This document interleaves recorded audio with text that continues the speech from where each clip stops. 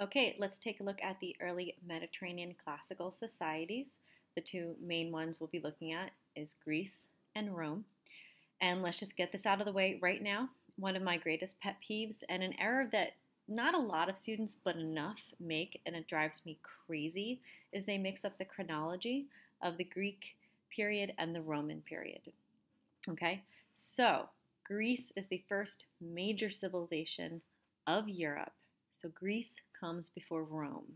Okay, so repeat after me: Greece before Rome, Greece before Rome, Greece before Rome. Just say it, just do it. Greece before Rome, all right?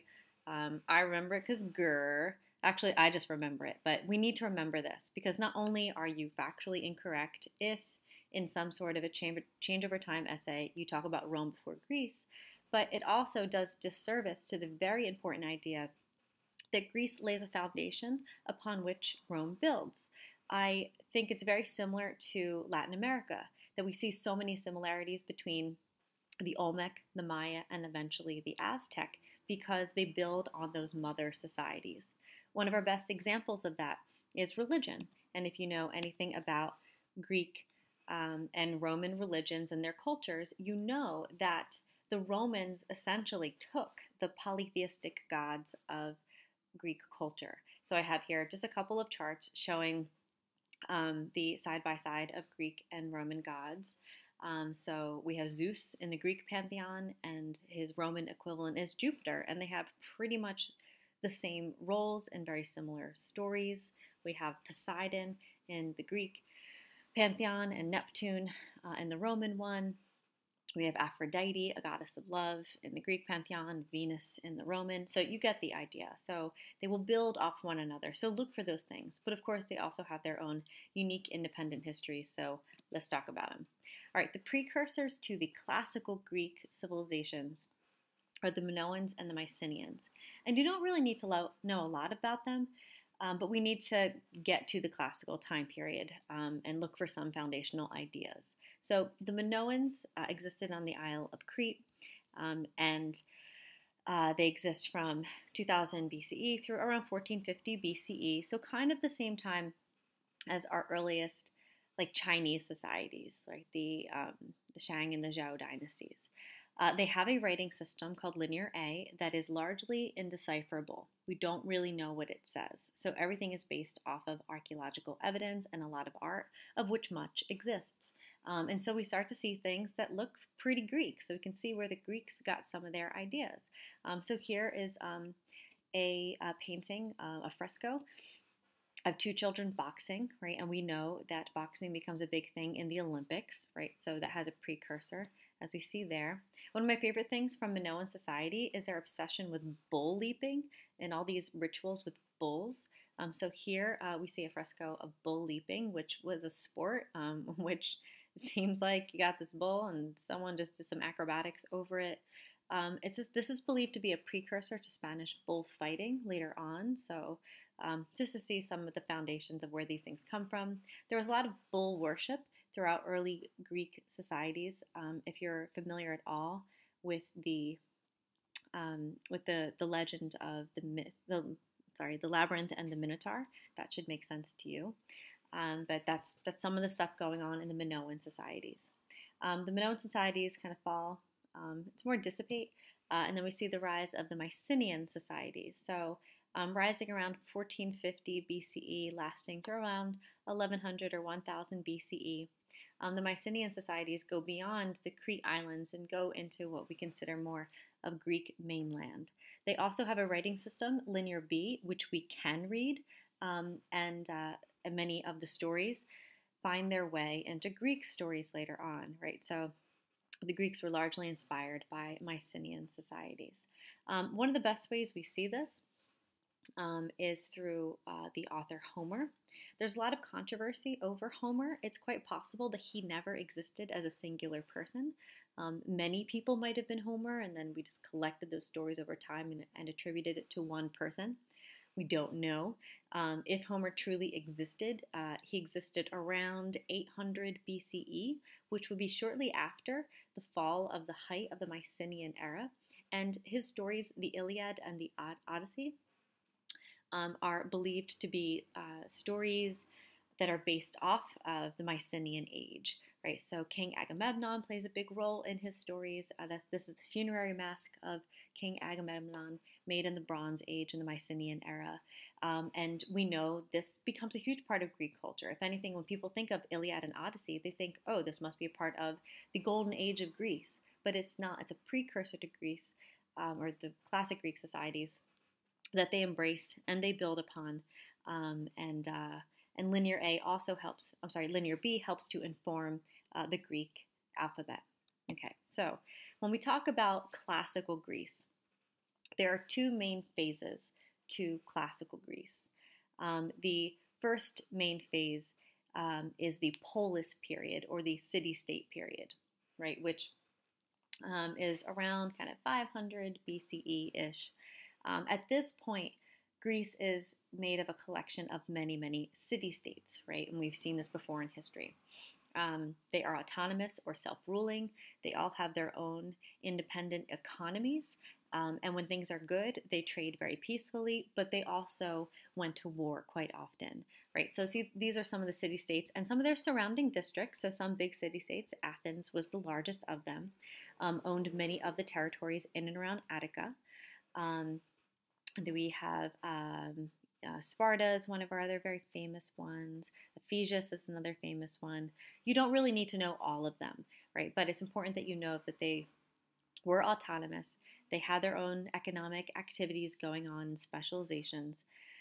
And when things got rough, they fought with one another, right? And of course, some of the greatest example, the biggest rivalry, of course, is between Athens and Sparta, right? A lot of fighting between these groups. And also very different societies. We touched upon this a little bit in other ways, in other presentations.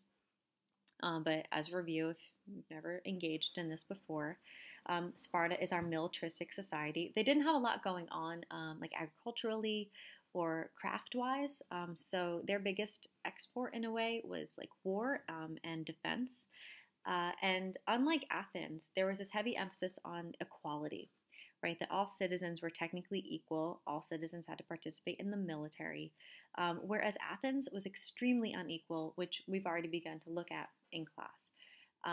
Very wealthy because of their resources, but they made sure to distinguish between the classes and had that huge slave class, which becomes a point of resentment, right, as time goes on. We know that Athens experimented with the idea of democracy. And when we think about like super Greek culture, we're really thinking about the Athenian golden age of Greek culture.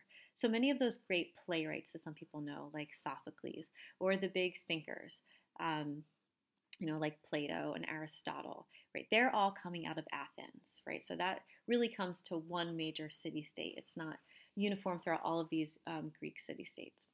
But one thing can be said about the polis period is that the other city-states did eventually grow to be pretty resentful of Athens, and how Athens did monopolize a lot of trade and put some of the other city-states out of the market. As a result of this, and since they would often go to war over this, the city-states agreed to create one of our first intranational, or at least regional, associations to try to monitor trade and create peace, which was called the Delian League. So the way the Delian League worked is that it would send representatives to a central location to negotiate policies, usually regarding trade, but then also to try to ensure peace between the city-states. But over time, as things happened, things became corrupt, and Athenian politicians began to either make promises to some other city-state representatives or pay them off, and eventually the Delian League becomes corrupted, and all the deals grow to benefit Athens, and then everybody gets mad, and so the Delian League falls apart, and the Peloponnesian War begins. So the Peloponnesian War is a war between the city-states, very much most of them against Athens, around 430 BCE. So for almost 30 years, we're in a state of war. And as this happens, it allows for another group to rise to power. And we've seen this before in history. The in Mesopotamia, when the city-states were at great war, that allowed the Persians to rise to power, take advantage, and sweep into that territory. So similarly, right now, the Macedonians, right, who exist, oh, I have a little tool, that exists up here, which are in contact with the classical Greek society. So in many ways, they're culturally Greek, even if they're a different ethnicity. They take advantage of the weakness of the city-states and begin to forge south, take over the city-states, and create the Hellenistic Empire. So phase one of Greek history is the polis, or the city-state period. Phase two is empire. And the empire is the Hellenistic Empire. Hellenistic, or Hellas, means Greek or Greek culture. So even though the leaders of the Hellenistic Empire, Philip of Macedon and Alexander the Great, even though they are technically Macedonian, when they make empire, they spread Greek culture. And that is the absolute biggest thing I want you to take out of your understanding of the Hellenistic Empire. The territories it expands into become introduced to Greek culture, and they love it, right? Greek culture is a foundation of so much philosophy and math and science, and wherever that spreads to, many societies just latch onto it. This is another very great example of acculturation. So as the Hellenistic Empire sweeps through the Mediterranean all the way to India, many of these societies will reject some Greek ideas like their polytheistic gods, but they will embrace Greek culture, such as parts of the Greek language. They'll love rational Greek thought, some of their artistic styles, things of that nature they will latch onto. Another way they tried to forge Greek culture is by establishing the Pan-Hellenic Games, which we know as the Olympics, because one of the many Pan-Hellenic Games were the Olympics. And so the idea is that when Philip of Macedon takes over all these areas very forcibly, and then Alexander takes over, not all these territories are happy. They're going to rebel. So one way to try to create peace amongst those societies is through sport, right, which is the point of the Olympics today, right? So they're going to sweep in. This is Alexander the Great, shown here. And we'll note that it's a pretty short-lived empire. And so it's impressive that the legacy of this empire is so long. It should also be noted that Alexander the Great was in his mid-20s. I believe he died when he was only 27 years old. So, I don't know, pretty impressive stuff. The other thing I really want to emphasize is that the Hellenistic Empire is an Asian empire. So it starts in the Mediterranean, right? It starts here, but it goes east. It goes into North Africa a bit, into Egypt, and also goes as far east as the Indus River. It even goes a little further, but it retracts from there and goes into Central Asia. It is an Asian empire. The reason they forge east is because that's where the stuff was. At this point, there is no reason to go west. There's no really developed resources. Agriculturally, it's not even all that developed. So, you know, as an emperor, or as a growing emperor, you want to take over places that are impressive. And so that's what Alexander the Great does, right? So I want you to remember this, because this also eventually serves as a foundation between the difference of, you know, a Greek society and then a Latin society in Western Europe, right? Western Europe versus Eastern Europe is slowly beginning to take root. And then we'll see more Greek influence later on in these regions, most notably in Islamic culture. Islamic culture loves Greek culture, right? So these are things we absolutely have to look for. And here I have some examples of artifacts that you would find throughout the Hellenistic Empire, showing the great reach of the empire, right? So artistic styles like the we call this sculpture, this Venus de Milo, but you see this type of kind of marble type sculpture technique spread throughout this region. You see the type of amphora and whatnot. And of course here, this is looking at Olympic wrestling and chariot racing. And these are coins found in northern India that show early Greek writing, as well as other Greek imagery showing the vast expanse of the Greek Empire. So the problem is that Alexander the Great is pretty much the only thing holding this empire together, through just force and also a bit through charisma and the great stories of Alexander the Great.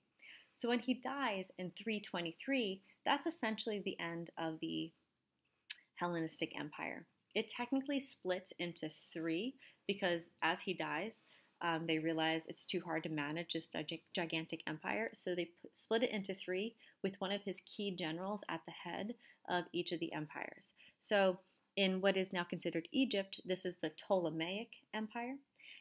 In what is the kind of Greek region was the Antigonid Empire.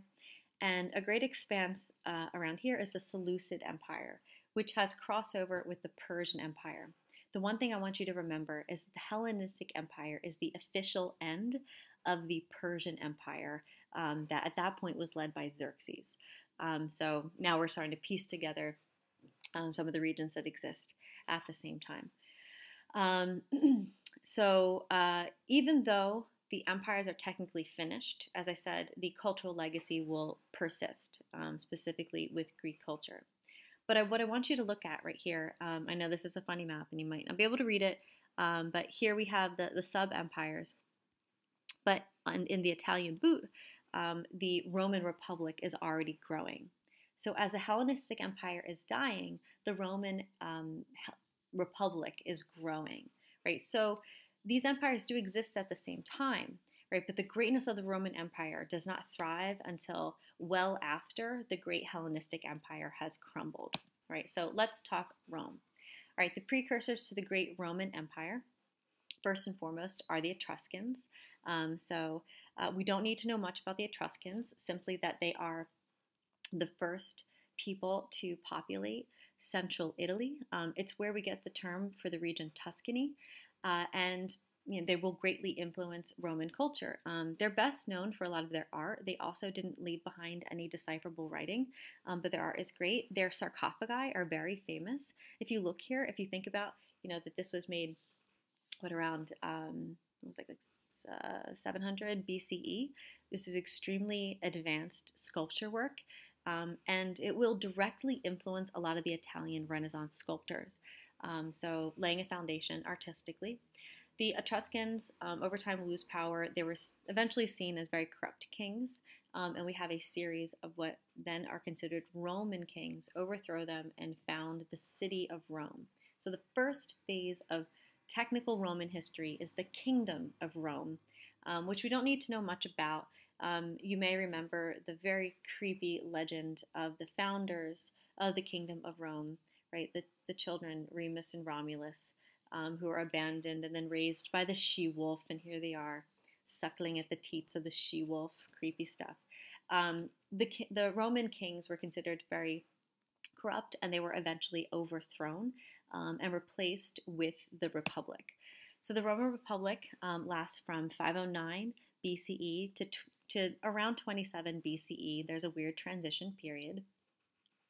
And the Republic, which we'll get more specific information on, is a very interesting experiment with politics, right? Nothing that we'd quite seen before. So rather than the direct democracy that Greece is trying out, Rome is trying more of a representative type government. The biggest thing I want you to take away from Rome is how absolutely unequal Rome is. There is great class tension, and our two main classes are the plebeians and the patricians. Okay, the plebeians are our lower classes. The patricians are our upper classes. And if you look at anything in Roman history, the patricians obviously have it all. And originally, the patricians are the only people who are represented in the Roman Republic. So the consuls and the senators all represented the patricians. There was some rebellions, some upheavals, and eventually they added the class of tribunes to the Roman Republic to represent the plebeians, right? But even then, the tribunes really had no say, and the consuls and senate made all these beneficial decisions for the patricians. Within the Republic as well, there was the idea of the dictator, and this is very important for the transition between the Republic and Roman Empire. The office of the dictator was supposed to be a temporary one in which one person was given absolute power during a time of crisis, usually during times of major invasion. The idea is that once that crisis ended, they should step down. We will note that there will be one dictator who does not step down, and that marks the transition from republic to empire. It is also during the republic phase where we see the inequality that was already pretty bad become so much worse. And a lot of this is tied to the establishment of the practice of latifundia.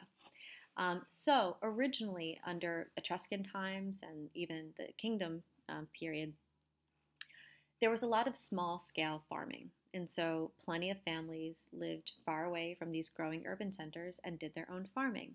But over time, as certain families grow wealthy off of trade and other endeavors, they begin to buy up land, and more they begin to buy up land, and they also begin to buy slaves. And with these slaves, they can produce more goods cheaper, and then they make even more profit. They buy more land, and over time, small farmers can't compete, and we have a landed aristocracy, right? A small group of people who own most of the land, so extremely unequal distribution of wealth. I also want you to remember this very important fact that a third of the Roman population were slaves, right? This is an extreme amount of people, and this will carry through in European history. The slaves of the Roman era will become the serfs of the feudal era, and these will become the extremely poor peasants and workers of the industrial era, and lead to a lot of the class clashes that happen throughout European history. I have here just some images of what some of the latifundia look like, which if you're to look at this, it even looks a lot like some of the feudal system imagery, right, of the medieval era. And even though this is happening, it's not like people were just sitting around like, okay, like I guess things are unequal. There were many people who railed against the extreme inequality of Rome. A couple of those examples. First are the Gracchi Brothers. The Gracchi Brothers were assassinated because as I believe they were senators, they were of the upper class, and yet they would protest for the lower classes, right, to try to pass social reform, to make life more equal for the plebeians, and because of this, they were assassinated. Another example of someone who was assassinated for speaking out against the against the inequality is Jesus. Jesus of Nazareth, right, was executed for many things, and of course, we'll get into the histories of Christianity. But one thing that is found throughout scholarship is that, yes, the Romans were not happy with the rumors that Jesus claimed to be Son of God, but what was most disconcerting to the Romans is that Jesus had a large following of lower class people, that he preached to them the importance that all people are equal, that all people are equal in the eyes of God, that he has a sermon on Temple Mount where he talks about the meek shall inherit the earth, right, that the poor are the true children of God, and encouraged people to not pay tribute to the Romans, not only because they were poor and shouldn't do so, but also by paying tribute to the Romans, that money could go to temples that would pay homage to other gods, and that was against Christian teaching. And some of the Romans cared about that, but they were mostly angry that now they had a contingency of poor people who were not paying their taxes, right? So the Gracchi brothers and Jesus were one of many rebels, right? Revolutionaries who were fighting against Roman inequality. And here are the Gracchi brothers that I mentioned before in their bust. So the transition from republic to empire begins with Julius Caesar. Julius Caesar was appointed dictator, and he refuses to step down, right? And people often know that story, et tu, Brute. So that's around 44 BCE, right, when he refuses to step down. And not only does he refuse to step down, but it's Julius Caesar that begins to expand further into regions that they had not owned before. So Julius Caesar leads an expedition into what is now known as Provence, France. Provence translates to province because it was the first province of the Roman Republic, right? So they're starting to imperialize, take over different regions of the world. So Caesar's assassinated, and then there's all this turmoil. The real transition, like our first true emperor that everyone is accepting and frankly worshiping as a living god, is Octavian, who is later crowned Augustus. So he reigns around 27 BCE. Okay, so it's in this time period that we transition from republic to empire. And if we note, this is a European and Mediterranean empire, and please remember that it is indeed Mediterranean. Frankly, the Mediterranean, right, is the heart of the Roman Empire, right? They call it Mare Nostrum, right, our sea. And we're not going to get into all the stuff that like my grandpa likes about the Roman Empire, all the wars and whatnot. But through forging wars, they will take over, North Africa and take over all the way up through the, parts of the British Isles. Right, they'll be stopped at Hadrian's Wall there. And take over, a lot of territories that were not very well established beforehand. As this is happening, we should note that there were many other tribes, right, that existed on the borders that originally worked very well with the Romans, right? So kind of similar to the steppe nomads in China. The steppe nomads in China, when things were good, right, they provided economic service to the settled Chinese, usually as porters for trade or as protectors of the borders against other groups. But as we'll see, when things get bad, as Rome begins to fall apart, it is these tribes or Germanic tribes that live on the edges that are kind of the final blow, right, to the Roman Empire. And of course, we'll get more into all this stuff later on. So, this is the extent of our Roman Empire. And just as we are concerned with our other empires, the question is, when you take over an expansive land with a diverse group of people, how do you keep them together? Right, so what's kind of interesting, and I have issue with this term, but whatever, we'll use it because historians do, is that after the establishment of Augustus as emperor, we enter into what's called a Pax period, the Pax Romana, or a period of relative peace. Whenever we have a Pax period, there'll be various that we look at, such as the Pax Islamica, the Pax Mongolica, which I think is hilarious, technically the Pax Americana. These will be time periods of great innovation. Because if you're peaceful, you can work on some other things, especially the arts. So we have about 250 years of relative peace and stability. And I say relative because there was still war, but compared to other periods, it's less. Right? So there are a lot of ways in which the Romans are able to keep their empires together. Of course, much of this goes back to law. Right, so the Romans will codify a very extensive legal system, the Roman laws, which introduce some new concepts, such as the idea that you're innocent until proven guilty. But in general, just keeping law and order throughout the land. And the idea is that it was supposed to be uniform throughout the entire empire, which works originally, but over time becomes corrupted. They began to integrate the ethnic groups, so kind of similar to Persia. They would allow people of different ethnic groups to hold certain stations within the government, right? So that helps. They're going to standardize weights and measures and money, and also push the Latin language, not in a violent way, but via kind of education and through incentive. And of course, this is why we have so many Latin-based languages throughout Europe. Also, infrastructure will be very important, building all the different roads and aqueducts. Roman roads are very famous. The main Roman roads, such as the Via Appia, will be huge not only for trade, but we'll also see will help other things that we need to study, such as the spread of Christianity. Aqueducts will be important because, as we already saw through our presentation, water is essential not only for basic survival, but it almost becomes a point of pride that they have water not just for consumption, but also for bathing and for entertainment's sake, which gets us to this idea of bread and circus. So one of the key philosophies of the Roman Empire is to provide the people with bread and circus. And things are rough in Rome, right? There's a lot of Subjugated peoples, right? A third of the population, they're still slaves, and lots of other people are technically still plebeians, and they have very little.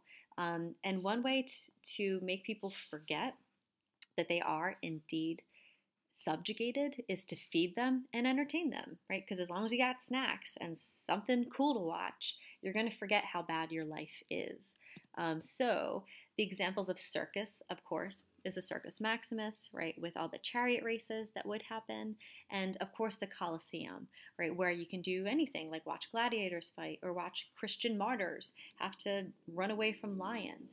And of course the amazing feat, which I would love to go back in time to watch, is that they would fill the Colosseum with water and have naval battles there, right? So if you're watching that and everybody could go, it wasn't just for the elite. All people could come and watch. You might have crappy seats, but as even a slave, you can come and watch this. So that distracts you from your life. Of course, there's lots of images of the aqueducts. So you can still see them throughout Europe, right? And everyone is going to have food, like very basic food, but they're going to have food. Everyone's going to have access to clean water. And so this way, Rome can say, I'm taking care of you, right? And you can't complain. Still today, you can see a lot of the fountains. Here are some weird ones, random Google image ones, of people using the fountains that everyone had access to, right, back in the heyday of Rome. So all of these things help to keep the Roman Empire together. Okay, so I'm going to stop here at this very awkward image because, of course, we still have to bring Rome down, which we will do together in class via presentation. Okay, that is it.